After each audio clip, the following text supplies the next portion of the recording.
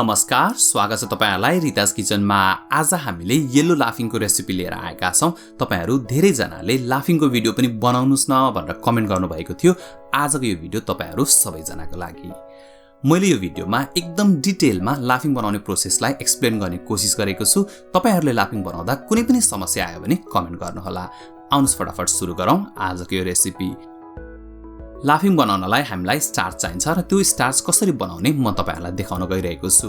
भिडियोमा देखाएसर नै तपाईहरुले 500 ग्राम मैदामा थोरै नुन एड गर्नु होला, 1 सानो चम्चा जति। अनि त्यसपछि तपाईले यो पिठोलाई मुसेर तयार पार्नु पर्ने हुन्छ। तपाईले पिठोमा थोरै पानी हाल्ने अनि यसलाई एकदम राम्रोसँगले मुस्नु पर्छ। तपाईहरुले ध्यान दिनुपर्ने कुरा भनेको मैदामा ग्लुटेन हुन्छ र त्यो ग्लुटेनलाई हामीले एक्टिभेट गर्नुपर्छ। यानी कि हामीले 8-10 मिनेट एकदम राम्रोसँगले माडी यो पिठो मुस्नु पर्ने हुन्छ।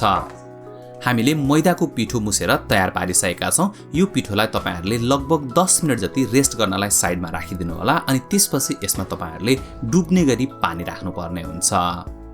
भिडियोमा देखाएसर नै अब तपाईहरुले यसलाई एकदम मिची पानीमा पखाल्नु पर्ने हुन्छ। यसरी तपाईले एकछिनसम्म यसलाई मिच्दाखेरि यसमा भएको स्टार्च पानीमा मिसिन्छ र ग्लुटेन चाहिँ मिसिदैन। यसरी तपाईहरुले यसलाई सेपरेट गर्न सक्नुहुन्छ। र हामीले त्यो ग्लुटेनलाई चाहिँ स्टफिङको रूपमा युज गर्छौं र स्टार्चबाट चाहिँ हामी लाफिङको लागि येलो नुडल्स बनाएर तयार पार्छौं। तपाईहरुले भिडियोमा देख्न सक्नुहुन्छ अहिले नै यसबाट स्टार्च र ग्लुटेन छुटिन थालिसकेको छ। अब हामीले यो स्टार्चलाई छान्नु पर्ने हुन्छ। तपाईहरुले एउटा बल लिनु होला अनि एउटा छान्नी पनि लिनु होला। अनि त्यसपछि तपाईले यसलाई छानिदिनु भयो भने यसमा भएको सानो खालको ग्लुटेनको टुक्राहरू छ त्यो स्टार्चमा मिसिन पाउँदैन र पछि हामीले लाफिङको लागि र्यापर बनाउँदाखेरि एकदमै स्मुथ खालको र्यापर बनेर तयार हुन्छ।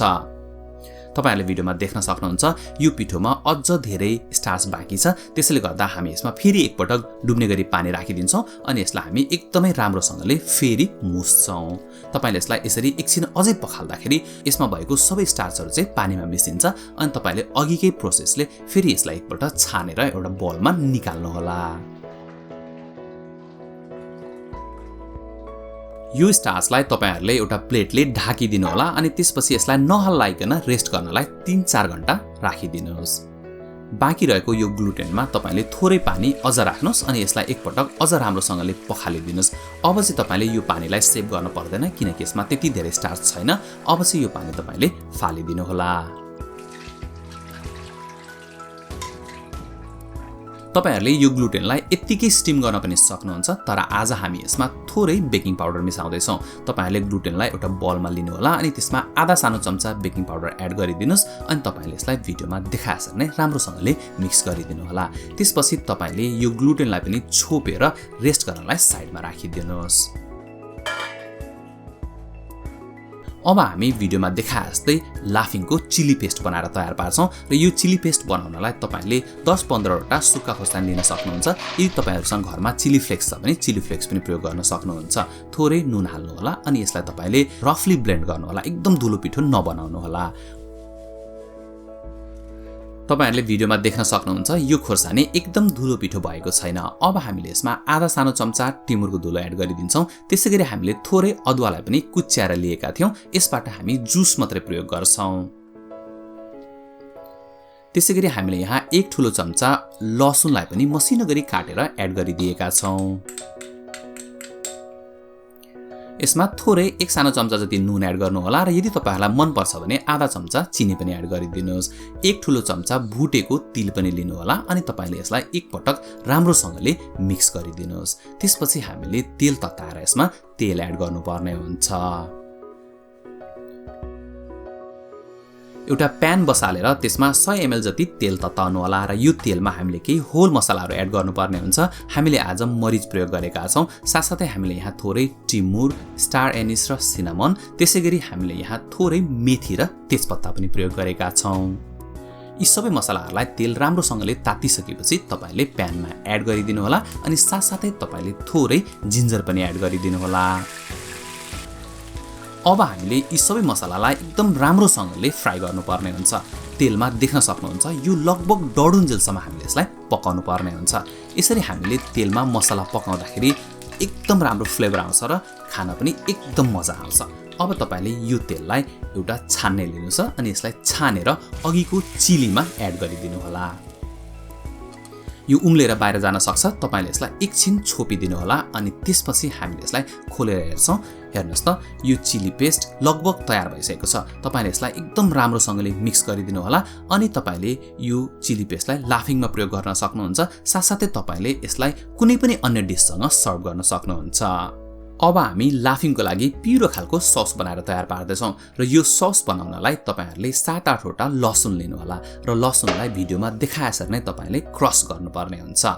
त्यसैगरी तपाईले थोरै जिन्जर पनि लिन सक्नुहुन्छ र लसुन र जिन्जरलाई राम्रोसँगले क्रस गरिसकेपछि तपाईले पानीमा एड गरेर यो पानीमा लगभग 8-10 मिनेट यसलाई छोडिदिनु होला। त्यसपछि तपाईले यो पानीलाई ड्रेन गर्नु होला भिडियोमा देखाएसरी अनि यही पानीमा हामीले सस तयार पार्छौं। हामीले यसमा 2 ठूलो चम्चा डार्क सोया सस प्रयोग गरेका छौं। सोया ससले एकदमै राम्रो फ्लेभर दिन्छ। हामीले यसमा अघि भर्खरै तयार पारेको 2 ठूलो चम्चा चिलीको पेस्ट पनि एड गरिदिन्छौं। यदि तपाई त्यति धेरै पिरो खानुहुन्न भने 1 चम्चा मात्रै एड गर्नु होला।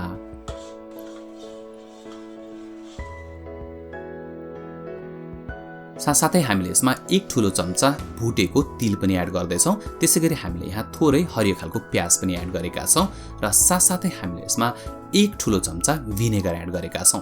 यदि तपाईहरुसँग घरमा भिनेगर छैन भने कागतीको रस प्रयोग गर्न सक्नुहुन्छ अनि 2 ठूलो चम्चा तिलको तेल पनि हामीले एड गरेका छौं। यदि तपाईहरुसँग घरमा तिलको तेल छैन भने हामीले प्रयोग गरेको भुटेको तिलले पनि राम्रो स्वाद दिन्छ। यसमा हामीले थोरै नुन एड गर्दै छौं र त्यसपछि हामीले यसलाई एकपटक राम्रोसँगले मिक्स गर्नुपर्ने हुन्छ। ल हेर्नुस् त हेर्दैखेरि कस्तो राम्रो देखिएको छ। यो लाफिङको सस बनेर रेडी भइसकेको छ। अब हामीले भिडियोमा देखाएजस्तै ग्लुटेनको स्टफिङ बनाएर तयार पार्नुपर्ने हुन्छ र यो स्टफिङ बनाउनलाई अघि हामीले तयार पारेको ग्लुटेनलाई एउटा प्लेटमा राख्नु होला अनि यसलाई राम्रोसँगले स्प्रेड गरिदिनु होला।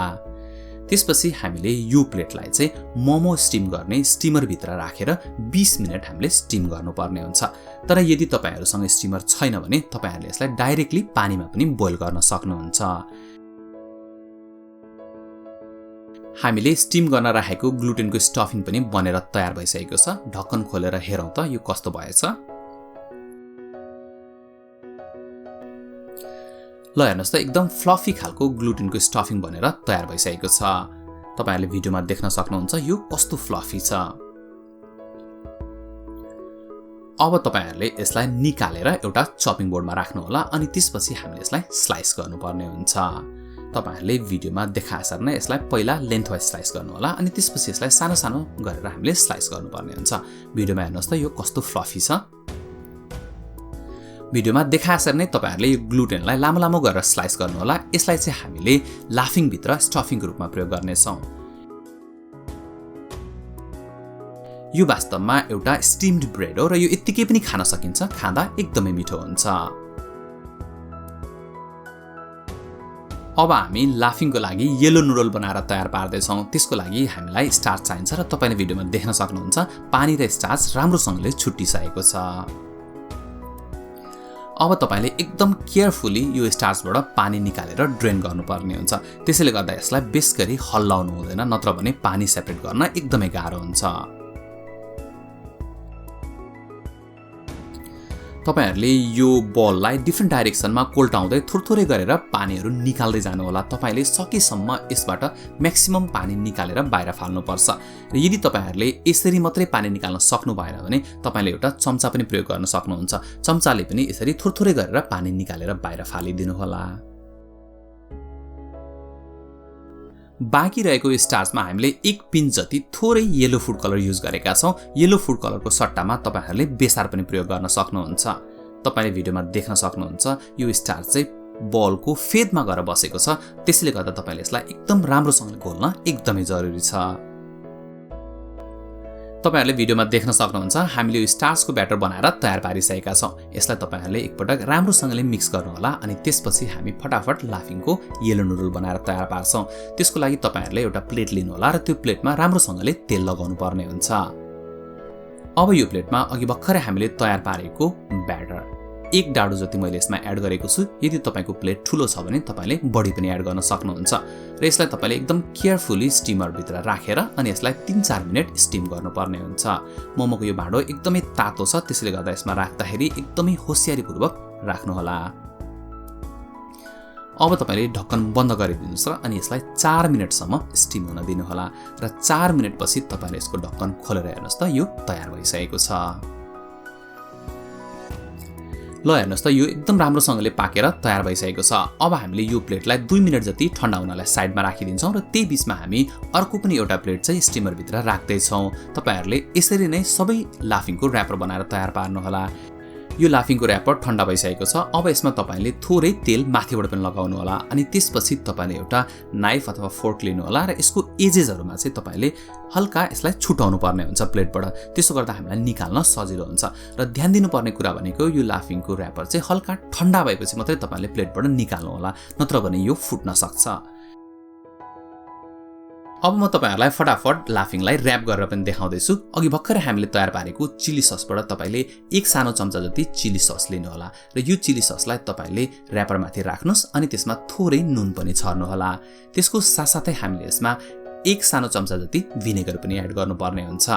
तपाईहरुले भिनेगरलाई चिली ससको माथिबाट एड गरिदिनु होला अनि त्यसपछि चिली सस र भिनेगरलाई पुरै र्यापरमा स्प्रेड गरिदिनु होला। अब हामी यसमा 2 पीस जति ग्लुटेनको ब्रेड पनि राख्दै छौं र यसलाई हामीले राम्रोसँगले रोल गर्नुपर्ने हुन्छ। भिडियोमा देखाएसरी नै तपाईले यसलाई तलपट्टि फोल्ड गर्दै रोल गर्नु होला अनि त्यसपछि हामीले यसलाई सानो सानो पिसमा काटेर तयार पार्नुपर्ने हुन्छ। अब तपाईहरुलाई कत्रो पिस मन पर्छ त्यो अनुसार तपाईले यसलाई काटेर तयार पार्नु होला अनि त्यसपछि यसलाई एउटा बोलमा राखेर तपाईले सुक्खै पनि सर्भ गर्न सक्नुहुन्छ अथवा तपाईहरुले लाफिङको सस राखेर झोलवाला वेट लाफिङ पनि तपाईले सर्भ गर्न सक्नुहुन्छ। म तपाईलाई अर्को पनि एउटा लाफिङ रोल गरेर देखाउँदै छु। यो लाफिङमा चाहिँ मैले थोरै चाउचाउ प्रयोग गरेको छु। तपाईहरुले चाउचाउ प्रयोग गर्नुभयो भने चाउचाउले एकदमै क्रन्चीनेस दिन्छ र खान अझ मजा आउँछ। त्यसले गर्दा तपाईले चाउचाउ राखेर पनि रोल गर्न सक्नुहुन्छ।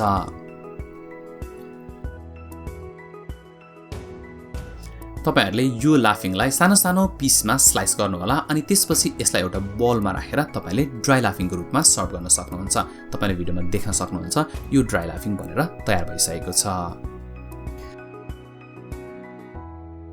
अघि हामीले तयार पारेको यो लाफिङ ससलाई तपाईले ड्राई लाफिङ माथि राखेर अनि वेट लाफिङ बनाएर पनि सर्भ गर्न सक्नुहुन्छ। मैले आज यहाँ 2 ठुलो चम्चा जति यो सस लाफिङमा राख्दै छु। वास्तवमा मेरो फेभरेट चाहिँ यस्तो ससवाला लाफिङ नै हो। मलाई ससवाला लाफिङ खुब मन पर्छ। यो ससमा एकदम धेरै फ्लेभर हुन्छ। त्यसले गर्दा तपाईहरुले पनि यसरी नै लाफिङ बनाउने प्रयास गर्नु होला अनि कस्तो भयो कमेन्ट गरेर भन्न चाहिँ नबिर्सिनु होला। भिडियो हेरेर हामीलाई साथ दिनु भएकोमा तपाईहरुलाई धेरै धेरै धन्यवाद। भिडियो मन परेको भए लाइक गरिदिनु होला, कमेन्ट गरिदिनु होला, साथसाथै हाम्रो च्यानललाई सब्स्क्राइब गरेर हामीलाई सपोर्ट पनि गरिदिनु होला।